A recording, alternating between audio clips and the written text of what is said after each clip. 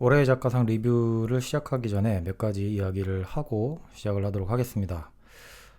동시대에는 다양한 예술이 존재합니다. 영화, 음악, 연극, 뮤지컬, 만화 등등이 있죠. 근데 앞서 언급한 예술들은 어느 정도 잘 만들었다와 그렇지 않다의 기준이 존재합니다.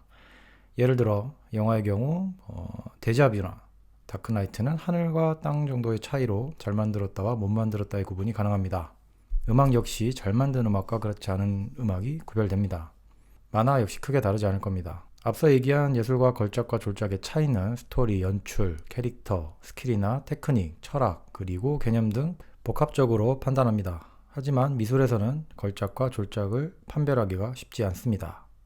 구별이 가시나요? 과거 작가들은 똑같이 제안한 것을 버리고 관념을 표현하는 것부터 이런 기준이 모호해져 버립니다. 소름 돋게 똑같이 재현을 하는 것이 진짜 미술이다 라고 아직도 생각하는 사람들이 있습니다. 하지만 미술은 모더니즘 시대를 열면서 이것을 버립니다.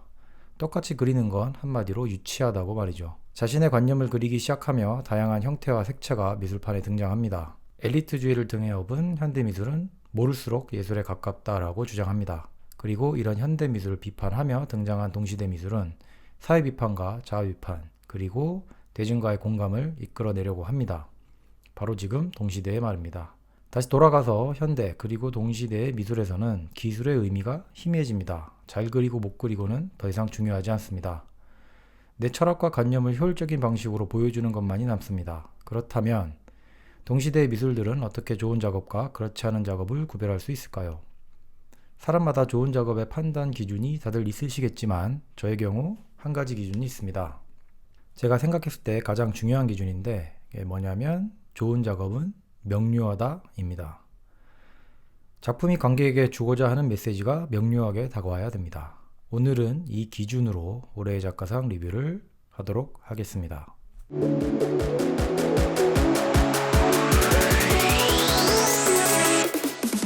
첫 번째 작가는 홍영인 작가입니다. 1972년생이고 제가 분류를 했을 때 퍼포먼스형 작가입니다. 섬유 소재와 퍼포먼스로 주로 작업을 하는데 이 작가의 주제가 여성성 그리고 동등성이라는 주제로 이야기를 합니다.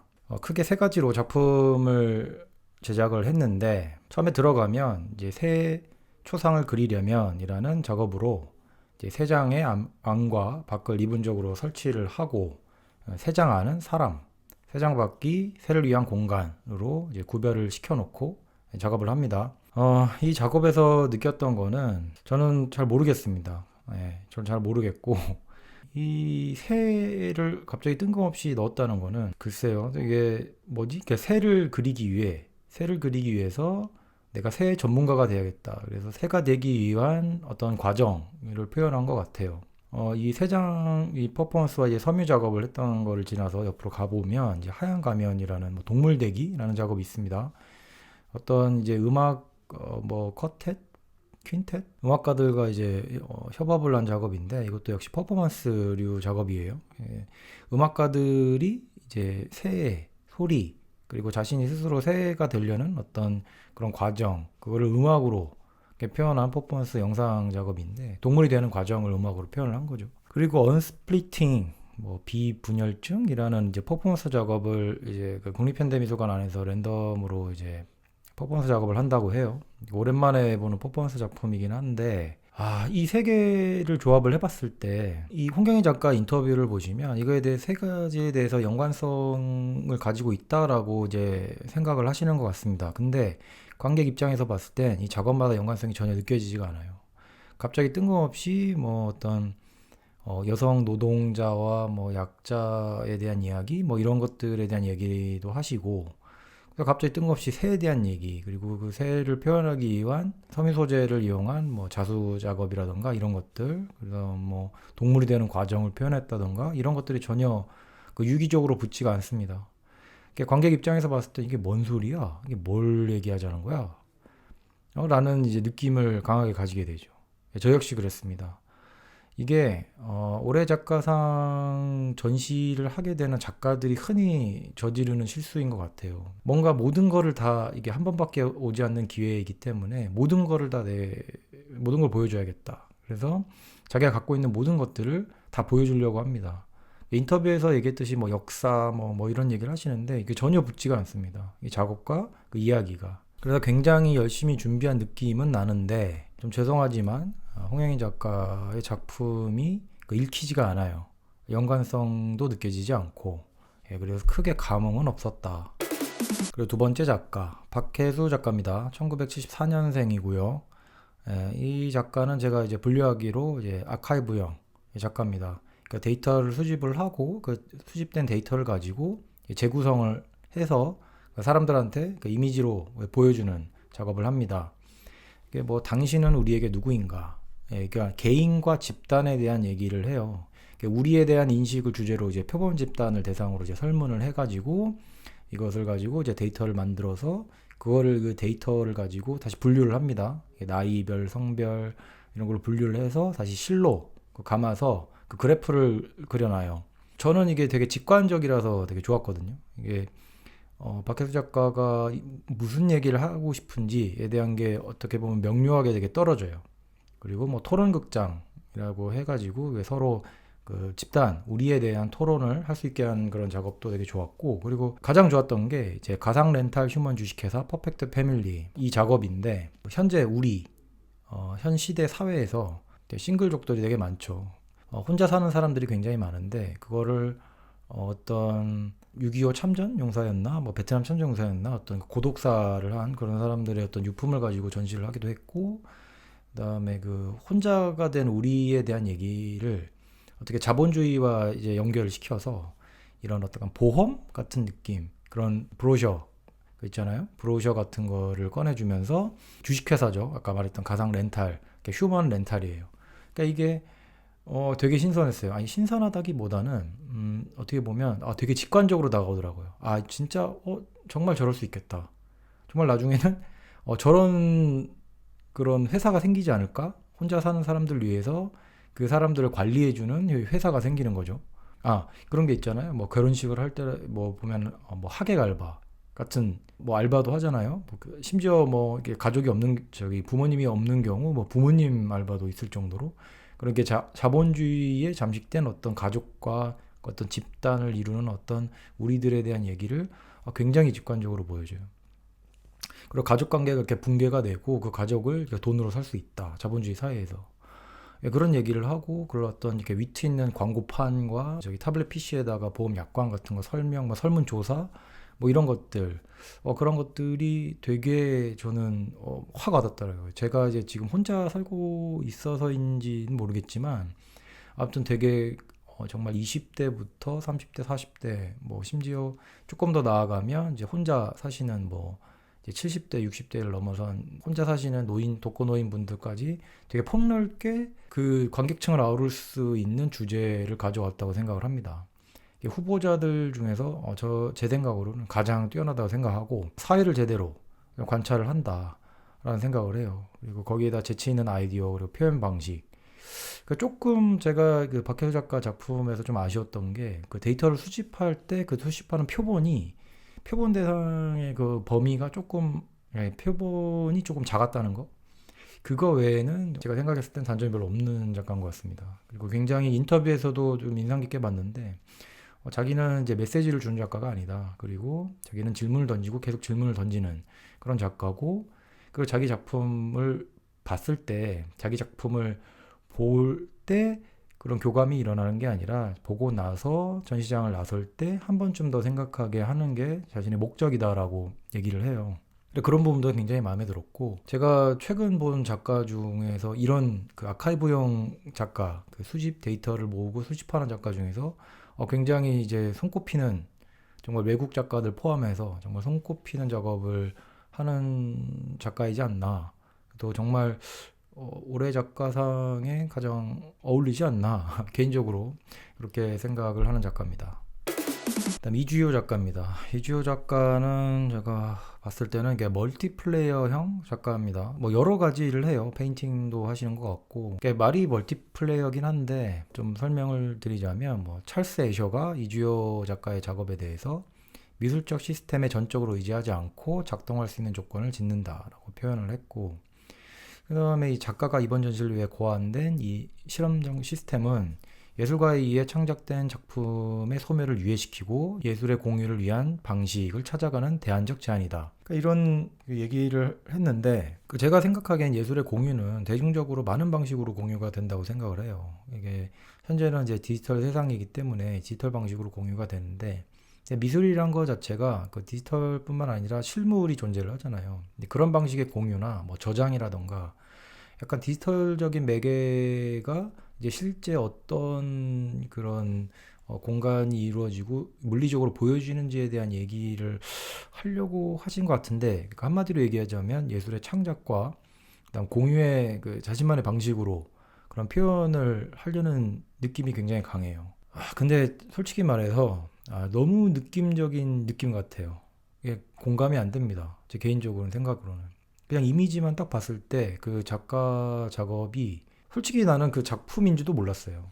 그러니까 보신 분들은 아시겠지만 이주호 작가 그 전시하는 공간에 들어가면 그냥 창고예요. 창고 같이 돼 있어요. 한쪽에는 무슨 막 분재, 뭐 화분 같은 게 있고 저쪽 구석에는 어떤 뭐 사무실, 사무 공간 같이 이렇게 꾸며놓고 그 다음에 제가 갔을 때는 그 이제 윗단 구석에 있는 그 사무공간 위층에는 또 사람들이 모여서 막 서로 뭐 뭔 얘기인지 모르겠지만 무슨 뭔 얘기를 하고 있더라고요. 뭐 회의를 하는 건지 뭐 잡담을 하는 건지 저는 모르겠지만 안 들려서. 그리고 옆에 이제 방으로 또 넘어가 보면 그 작품들이 이제 뭐 이렇게 널려 있다던가 쌓여 있다던가 뭐 꽂혀 있다던가 그런 디스플레이를 보여주는데 근데 모르겠습니다. 그 이 주요 작가가 저희한테 보여주려는 메시지가 정확히 뭔지를 모르겠어요. 이렇게도 보고 저렇게도 봤는데 이게 어떤 메시지를 던져주는 건지 뭐 질문을 던지는 건지 아까도 말했듯이 뭐 어떤 뭐 예술가의 창작된 작품의 소멸을 유예시키고 예술의 공유를 위한 방식이라는 얘기를 했는데 전혀 이 말과 너무 동떨어져 있는 약간 붙지 않는 느낌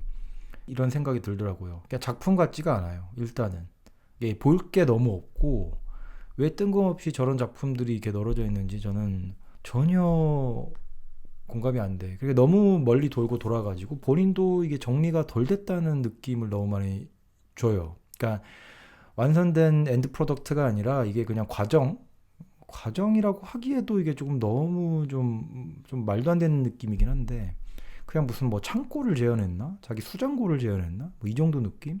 그러니까 표현 방식 이게 너무 이상해요. 나쁘다가 아니고 그냥 이상합니다. 오히려 그 인터뷰에서 보여지는 그런 그 인터뷰 방식 있잖아요. 그래서 독특하게 인터뷰를 진행을 하셨더라고요. 이게 더 작품 같아요. 실제로 인터뷰 장면, 그 인터뷰를 유튜브로 한번 보시기 바랍니다. 이게 작품을 이해 못하니까 이게 작가들 데리고 와서 설명하라고 해서 그래서 만든 작품이래요.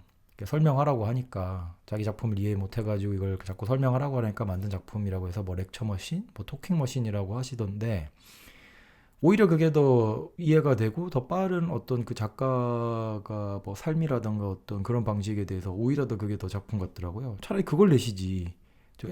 이거 너무 이해가 안 되는 거예요. 이 작품, 이 디스플레이라던가 어떤 작품을 보여주는 거를. 이게 너무 큰 바운더리에서 작품을 하려는 느낌이라고 해야 되나? 이게 아무튼 뭐 보기가 좀 이상했습니다. 그러니까 인터뷰에서 보여주는 바에 따르면 작가분, 그 이주호 작가님이 굉장히 약간 감성적이고 오히려 좀 직관적이고 그런 이야기를 해요. 자기가 어렸을 적 얘기도 하고 뭐 이렇게 굉장히 그런 얘기를 하시던데 근데 왜 이게 완성된 아웃풋은 올해 작가상은 왜 그랬는지 저는 좀 이해를 못 하겠습니다. 예, 죄송한데 제 지식이 짧아서 그럴지 모르겠지만 아무튼 좀 이상했어요.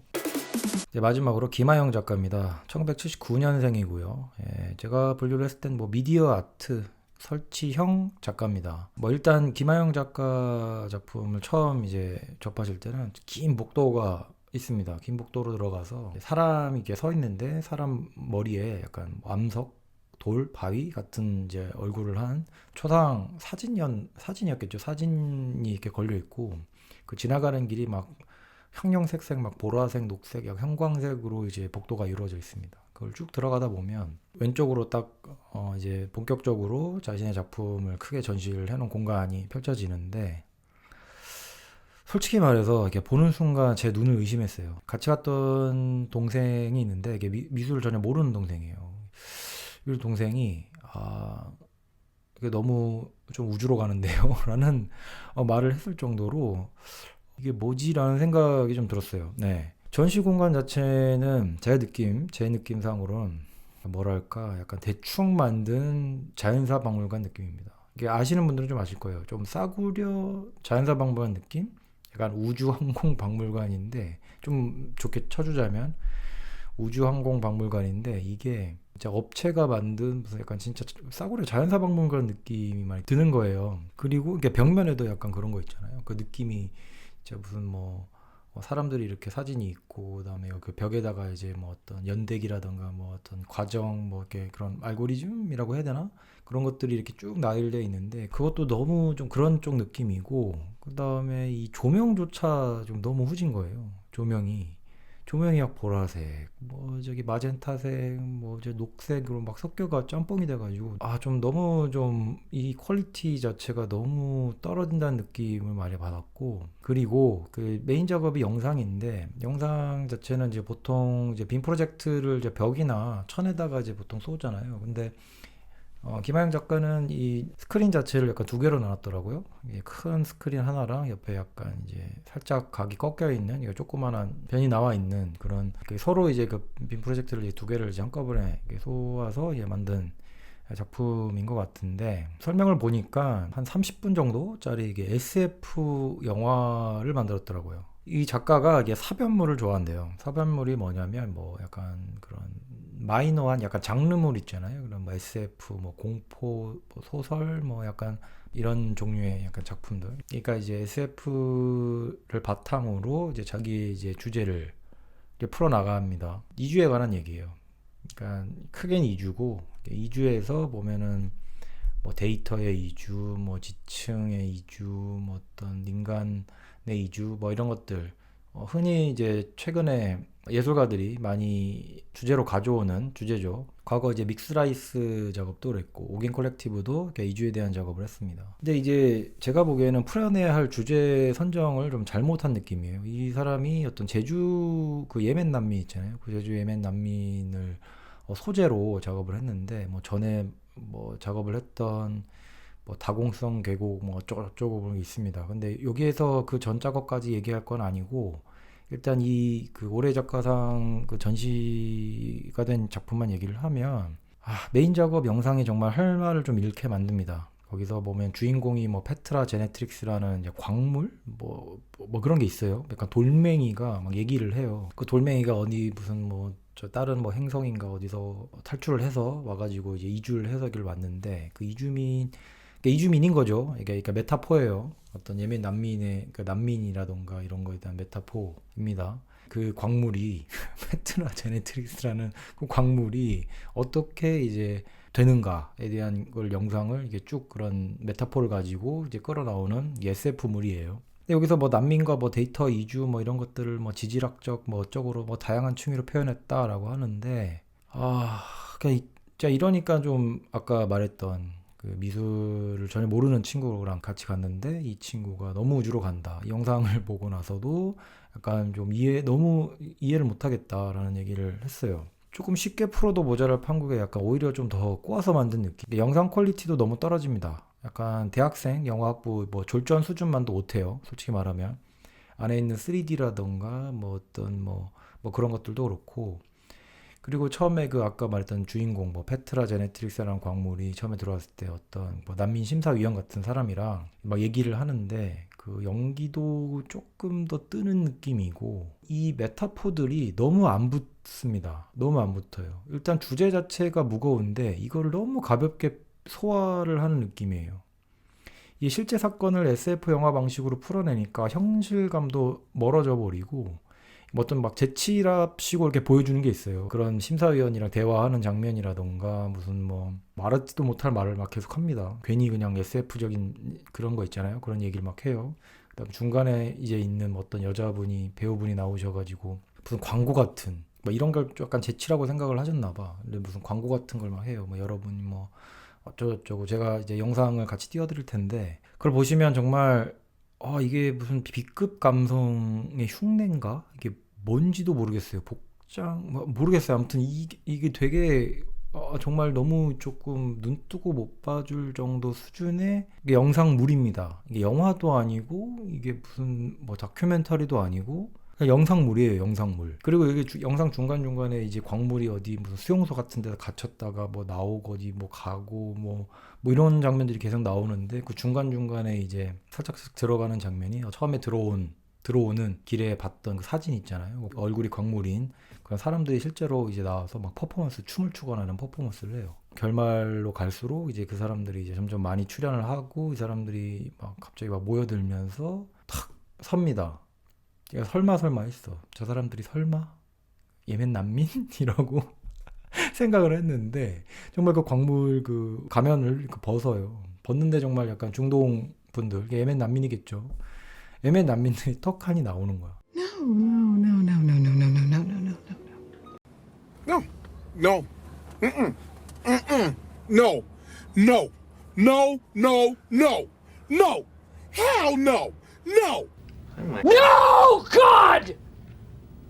No, God, please, no! No! No! No!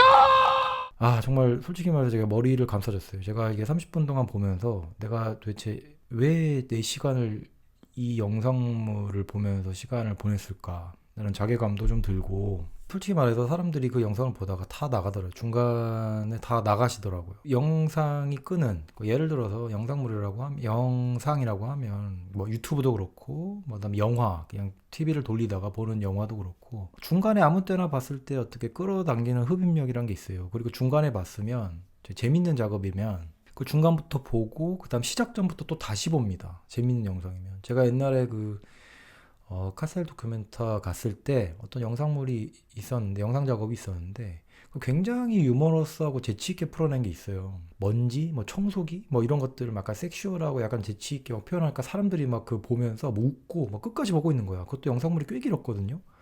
거의 한 30분 가까이 되는 영상을 제가 중간부터 봐가지고 처음부터 다시 봤어요. 거의 3, 40분을 또 본 거예요. 너무 재밌으니까. 그게 굉장히 기억에 남고 그 다음에 뭐 어떤 또 영상이 있었냐면 저번 2017년도 베니스 비엔날레 갔을 때도 그러니까 뭐 어떤 중국 작가였는데 그 다비드 상에 대한 연구 그 약간 뭐 스터디 포 다비드 같은 뭐 다비드를 연구를 하는 건데 다비드를 계속 비춰요. 어떤 다른 각도에서 비추고 저 각도에서 비추고 만들어도 보고 그리고 그 다비드 같은 거를 계속 그 노래를 만들어 가지고 막 다비드 노래를 막 찬양하는 노래 뭐 약간 그런 노래를 계속 하는 거야.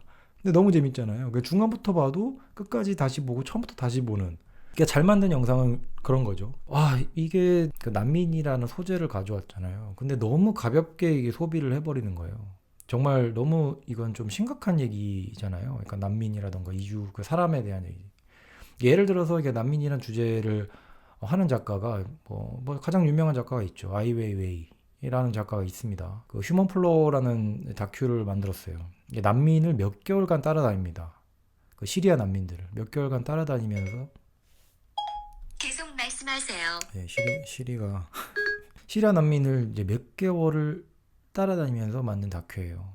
작가는 그 안에서 카메라로 난민을 지켜보기만 합니다. 뭐 보면 약간 지루하기도 해요. 근데 그 다큐멘터리가 보는 그런 울림이 있거든요. 그 사람들이 어떤 생활을 하고 있고 어떤 상황에 처해 있고 그걸 정말 직관적으로 보여줍니다. 난민을 직관적으로 체험하게끔 해요. 내가 정말 그 안에 속해 있는.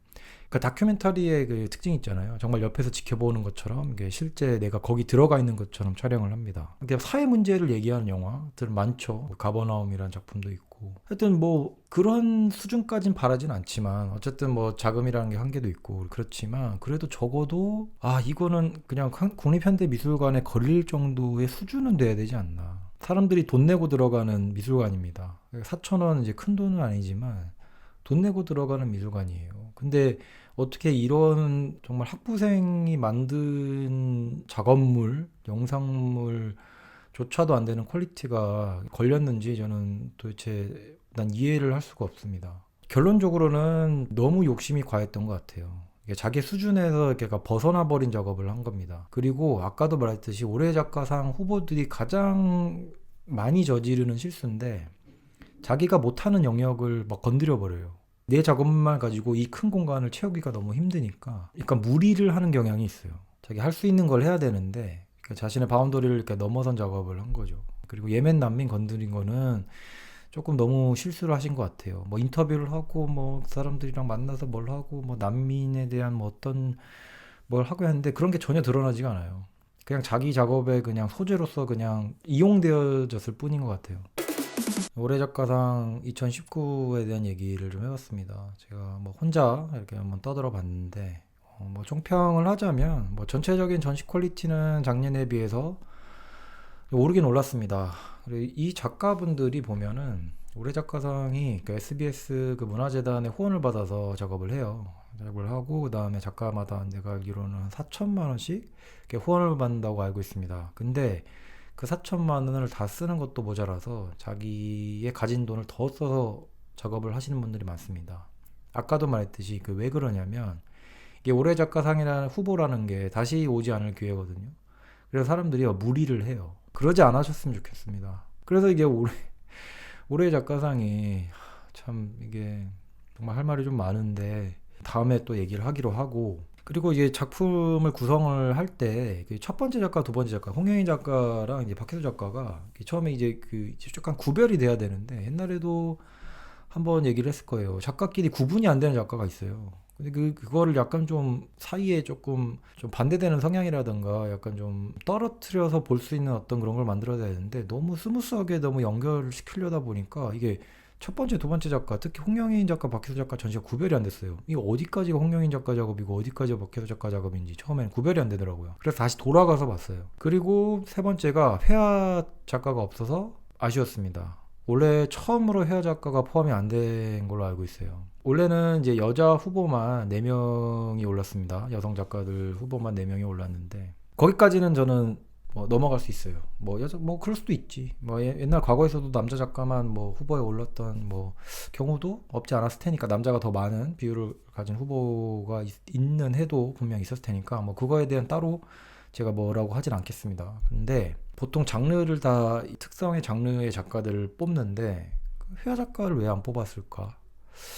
라는 그런 아쉬움이 좀 남아요. 원래 회화 작가가 그렇게 없었나? 아닐 텐데. 미술하는 작가들 중에서 회화 작가가 뭐 압도적으로 많죠. 10이다 치면 거의 9 정도가 회화 작가입니다. 나머지 1이 설치, 영상, 뭐 미디어, 퍼포먼스 이런 작가들이고요. 근데 회화 작가가 그 중에서 한 명 뽑을 작가가 없었다? 이건 좀 말이 안 되거든요. 그리고 인터뷰 영상을 쭉 보다 보니까 제가 기본적으로 느낀 게 작품에서 다 얘기를 한다. 작품에 느끼는 대로가 다 정답이다. 뭐 그렇게 얘기를 하시잖아요. 뭐 느끼는 대로 본인들이 뭐 정답이라고 얘기하셨으니까 저도 그 느끼는 대로 얘기를 한 겁니다. 예. 근데 설명이 분명 필요한 부분이 있는 것 같아요. 저도 작가라서 무슨 보는 대로 느끼는 거지 뭐. 이거 보는 게 다야. 라고 얘기를 저도 생각을 해요. 그렇게 생각을 하는데 관객들이 보기에는 진짜 궁금하거든요. 이게 왜 이런 거예요? 어떤 거예요? 특히 회화 작가가 아니라 이런 설치, 퍼포먼스 이런 작가들 보면 더 난해합니다. 보고 느낄 수가 없어요. 회화는 오히려 설명이 쉽죠. 회화는 정말 뭐 메타포라든가 이런 것들이라든가 소재, 주제라든가 이런 그런 거를 설명하기가 굉장히 쉬워요. 그래서 이렇게 설명을 하면 이렇게 이해를 하는 분들이 있지만 설치 퍼포먼스 같은 경우에는 조금 더 많은 설명이 필요합니다. 느껴지는 게 없는데 이게 뭘 느끼라고 하는 건지는 모르겠어요. 그리고 대중들이 뭐 바보는 아닙니다. 요새 대중들이 보고 느끼고 영화 같은 거 보면 요즘 평론, 비평의 부재라고도 하죠. 모든 사람이 다 비평을 하고 평론을 해요. 자기 블로그에다가도 적고 뭐 네이버 영화 평점에다가도 적고 뭐 음악도 듣고 자기가 막 넘치는 그런 끼를 감추지 못하시는 분들, 글 잘 쓰시는 분도 굉장히 많습니다. 대중들은 그렇게 바보가 아니에요. 근데 미술은 왜 그럴까? 느껴지는 게 없으니까 그렇다고 생각을 합니다. 저는. 그래서 설명을 요구를 하는 거예요. 그럼 거꾸로 얘기를 했을 때 작가가 좋은 작업이라는 게 아까 처음에 제가 다시 돌아가서 얘기를 하면 명료한 작업이 좋은 작업이라고 제가 이걸 기준으로 리뷰를 한다고 말씀을 드렸죠. 초반에. 근데 명료한 작업, 아까 말했던 박혜수 작가 빼고는 전혀 명료하지가 않습니다. 느껴지는 게 이렇게 없어요. 심지어 한 작가는 정말 너무 떨어지는 퀄리티에 정말 실망을 많이 했고, 이게 올해 작가상 후보 수준의 작업인가? 라는 생각도 하게 되고, 어떤 관객분들은, 다른 분들은 너무 비주얼적인 게 부족하니까 보는 맛이 없어서 좀 아쉬웠다라고 하신 분들도 제 유튜브에 그런 글을 올려주신 분도 계셨었는데, 이게 맞는 말이라고 봅니다. 아니 대중들한테 보여주는 작업 아닙니까? 작가들이? 근데 대중들이 근데 아무것도 느끼지도 못하고 보는 맛도 없다고 그러고, 이게 뭐 미술 작업을 할 이유가 있어요? 예술을 왜 하는 겁니까 그럼? 앉아서 자위하는 거지 이게. 동시대 미술이 왜 나왔어요? 현대 미술, 엘리트 미술 비판하려고 나온 거잖아요. 사회 비판을 하고 자아 비판을 하고 왜 저런 작업이 나오는지 도저히 나는 이해가 안 됩니다. 뭘 공부를 했길래 저런 작업이 나올까? 왜 사회를 보지 않지? 왜 대중이랑 소통을 안 하려고 그러지? 왜 니들은 그냥 똥 싸질러 놓고 이거를 금이라고 봐주길 바라지? 이 똥이라고 설명을 왜 못하는 거지? 왜 설명하는 걸 왜 싫어하지? 이게 작품을 보고 아무것도 느끼지 못하고 궁금해하지도 않고 할 얘기조차 없다면 이건 그냥 못 만든 작품이에요. 못 만든 예술품입니다. 아무것도 못 느껴진다면. 올해 작가상 그 부분에서는 굉장히 많이 실패를 한 전시라고 생각을 합니다. 자, 그리고 이번 주죠. 오늘 녹음하는 날짜가 11월 25일인데 그 11월 25일 이제 3일 후 목요일 날 이제 그 시상식이 있다고 합니다. 저 개인적으로는 뭐 거의 압도적으로 이제 박혜수 작가가 타야 된다고 생각을 해요. 전 개인적으로 가장 괜찮은 작가였고 나머지 셋 작가에 비해서도 월등하게 작품이 좋습니다. 제 개인적인 생각입니다. 네. 자, 그러면 오늘 올해 작가상 리뷰편을 마치도록 하겠습니다. 오늘 방송 끝.